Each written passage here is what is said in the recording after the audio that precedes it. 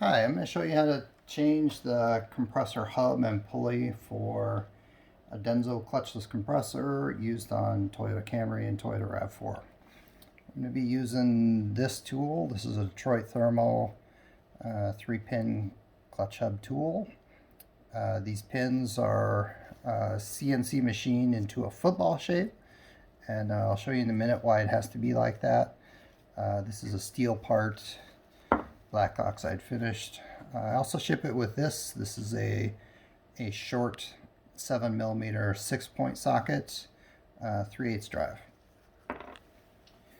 Okay, so you can take off these socketed cap screws first, or you can take them off second. There's a lot of compliance to this rubber isolator that's part of the hub, so it really doesn't matter, but I will take them off first. And just a tip, it's much easier to hold on to the pulley and take this off if you put the wrench across the pulley. Then you have only a very small torque arm on the shaft. It's really easy to hold the pulley.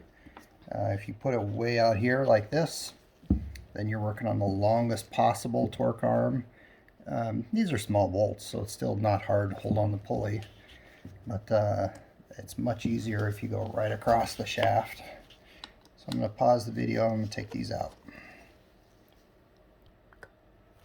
Okay, those screws are out. Now the hub is ready to be broken loose from the compressor shaft. So here's what you do. A 3-pin tool goes in the holes, and you put an adjustable wrench on that tool.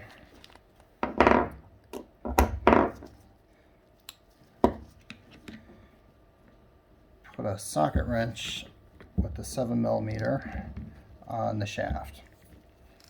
Okay, so I'm going to turn the compressor shaft with the socket wrench. I'm going to turn it clockwise, and the 3-pin tool I'm going to turn counterclockwise. So I'm going to push both of these wrenches towards each other.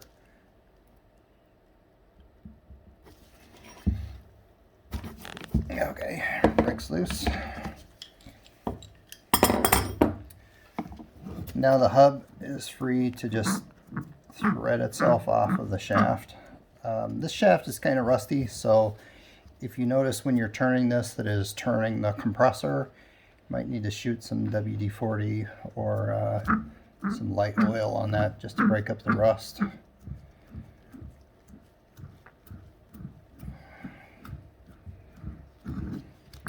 Okay, that comes off. Okay, so now you can see that this hub, the holes are football shaped. So this is a 6mm pin. That's a 6mm pin. A 6mm pin cannot go through these holes. They are too tight. They're too football shaped. I guess because this stamp piece is just not entirely accurate. So this tool that is all over eBay, first of all, you have to use this with an air impact wrench, so it's pretty non-ideal for that reason, but also these are 6mm pins, and even though they are pretty much the correct pattern, they are not going to go into a Camry Rav4 hub. They do not work. Okay, so here's what you're left with. Compressor pulley. You can use a cheap set of snap ring pliers like this that will convert from internal to external. But in order to do that and get the snap ring wide enough, you actually have to overextend this wrench so that the handles cross in order to get it wide enough, but it will work. This set works much better. This is a Nipex right angle set.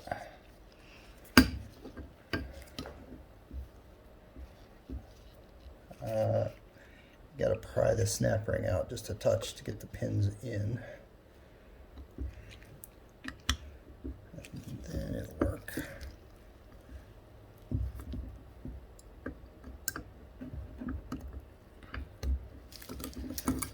If you look at my other video where I show how to do this on a German OEM Denso compressor, I show another method of just using screwdrivers to pry this off. It can be done that way also if you don't want to buy snap ring pliers.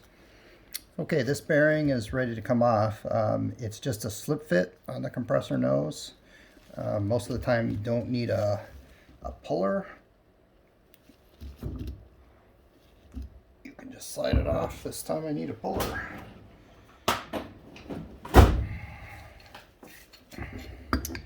This kind of rib puller is pretty much everywhere on eBay, Amazon. They are really excellent, really cheap, great for a job like this.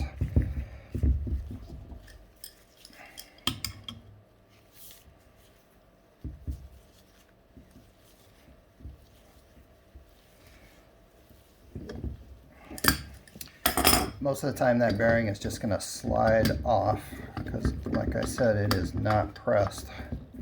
But this time it needed just a little bit of help. Okay, so the bearing's off. I'm going to pause it for a sec. Okay, that was kind of tight coming off, so I'm going to clean up this nose a little bit with some emery cloth.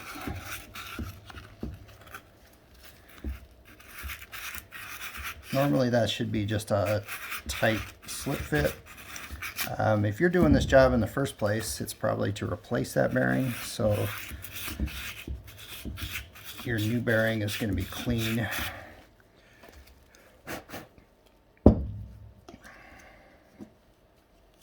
This one is pretty nasty.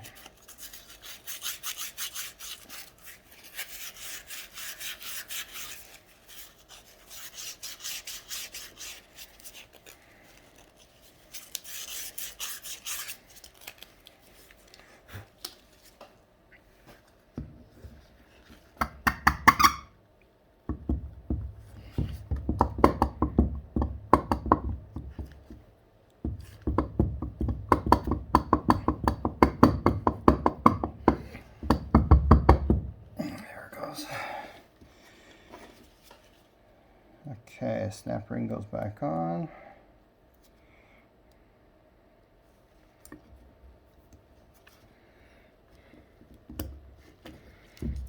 Let's see if I got it down far enough.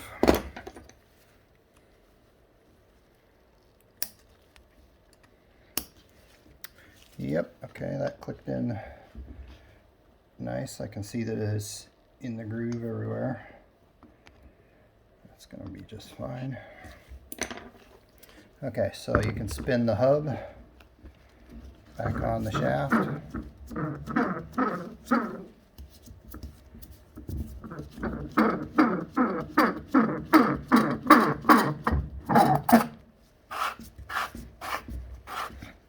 Okay, you can see when I get bottomed out, it starts turning the steel compressor shaft. Because of the compliance in this isolator, you can put the cap screws in now. You can put them in later. I'm just going to put them in now.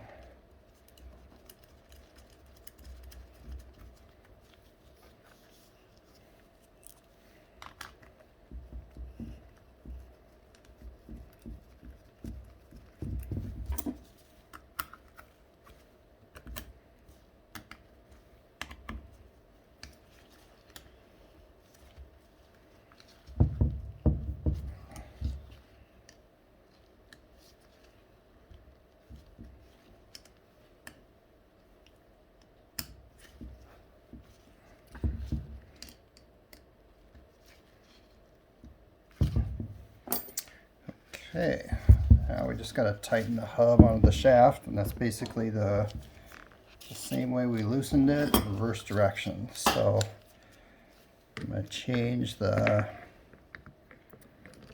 socket wrench so it goes the opposite way. I'm going to turn the compressor shaft counterclockwise. I'm going to turn the 3-pin tool clockwise.